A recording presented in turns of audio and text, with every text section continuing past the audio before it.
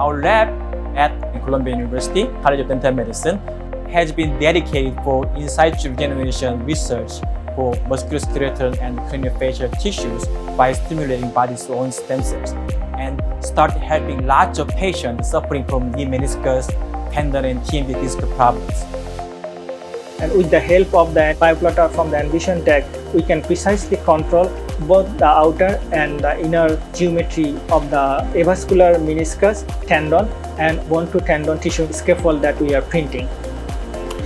Our lab has been using the bioplotter more than 10 years, starting with the second generation. So our technology developed through the bioplotter now at the stage of the large preclinical animal studies. We took a MRI scan of sheep, and then we printed the sheep-specific meniscus, and we implanted those 3D printed scaffolds to the specific sheep.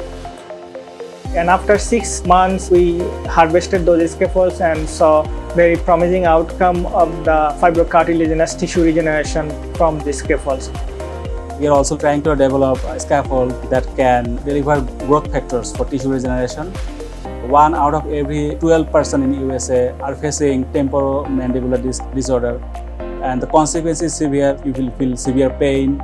Eventually, you will have compromised vision, compromised hearing. The beauty of the 3D printing is that you can mimic whatever you want, any structure. We can make a scaffold that is very close to the TMJ disc. So that's why we are working with PCL, we are working with hydrogels.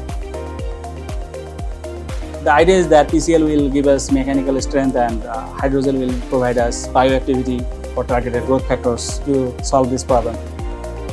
I like this machine. It's flexible, and I use the exact same machine in the University of Saskatchewan while I was doing my PhD over there. I've been working with this machine for 8 years. In this bioplotter, we have a platform that we can control the temperature. So we can raise or maybe lower the temperature depending on the material we are printing. In accuracy and the functionality is the key compared to the all other 3D printers.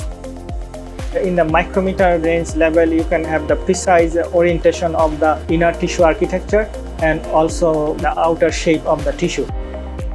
And also there are many patients suffering from damaged tissue medical issues.